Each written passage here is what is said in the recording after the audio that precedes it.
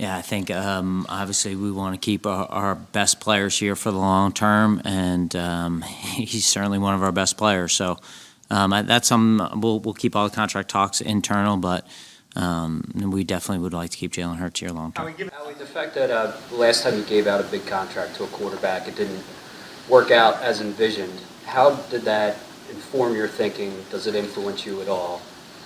This time around.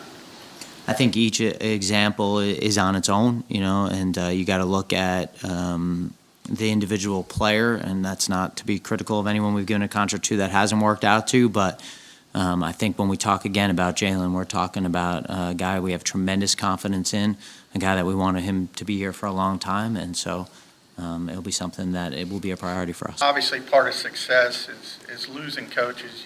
You knew this was a possibility, but how does that affect you moving forward? Obviously it's going to be difficult, but what plan do you have in place? And obviously you're not going to say who, but how difficult is it to traverse this? Yeah, the whole thing, like we're obsessed with developing our football players, right? And we do many different things throughout the year to develop our players. And I'm obsessed personally because of the stock that people have put in me of how we develop our football coaches as well. So constantly from our position coaches to our coordinators all the way to our quality control coaches and assistant position coaches, I want them involved in everything, and I try to give them things that help me throughout the my career, and that's my job as the head coach. So with that,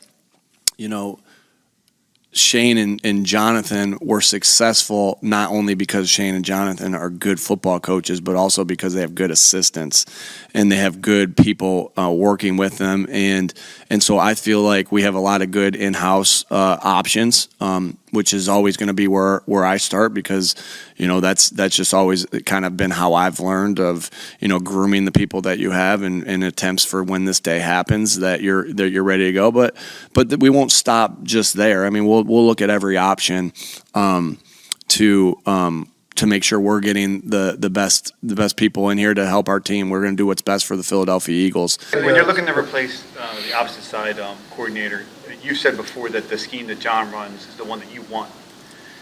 So in replacing him, are you going to maintain that scheme, or do you want to just find the best guy possible? There's core thought processes that I have on defense.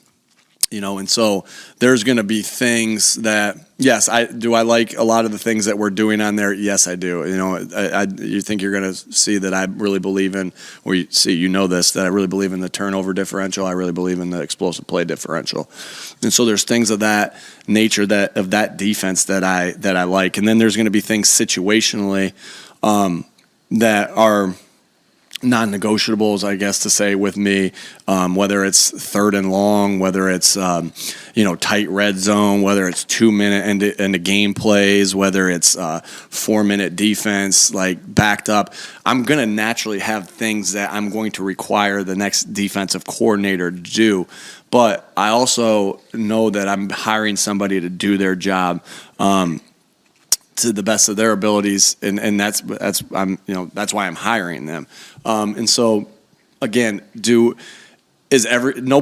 all going to look a little bit different. No matter if you bring Jonathan's twin brother in, which he doesn't have in the first, but if you brought him in, it's still going to look a little different when that guy calls it as opposed to Coach Gannon, and so there's going to be little changes, little differences, but again, I guess my long way of answering that is I'm not opposed to changing, but I'm going to do what's best for the Eagles. So hopefully I answered your question. Nick, no matter who the new offensive coordinator, whether it's Brian or someone else, will you continue to not call? Will you have that guy call the plays? Do you like the setup? I do.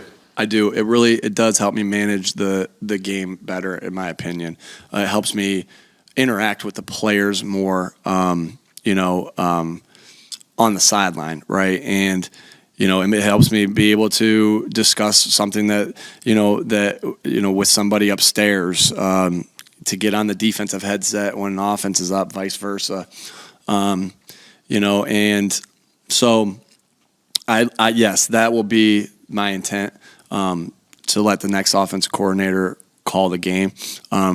And again, I feel like we've seen benefits from that. Again, I just feel like my ability to manage the game, I feel like I do a better job managing the game when I don't have the, and some guys do it, and they do a great job of it, and I'm highly impressed by that.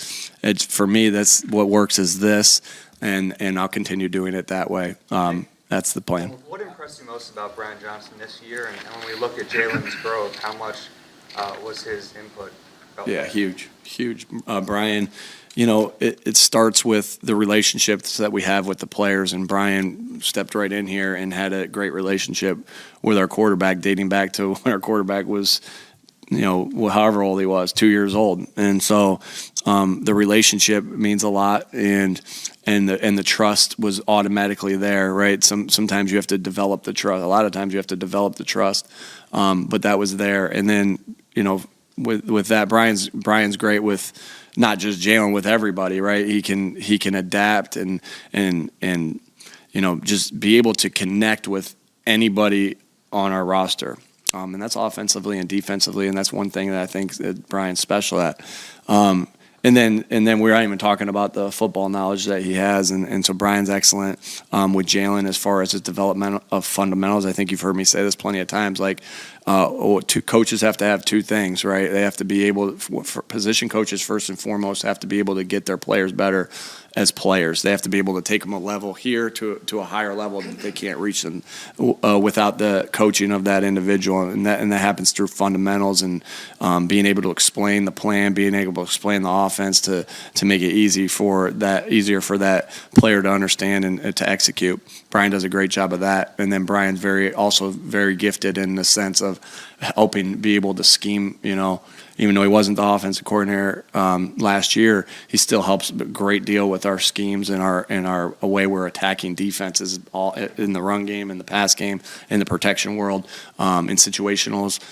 So yeah, he's been a great influence, obviously, for Jalen, and Jalen's done a nice job, obviously. But it's a good relationship of those two guys, and because I do believe that's helped Jalen become a better player.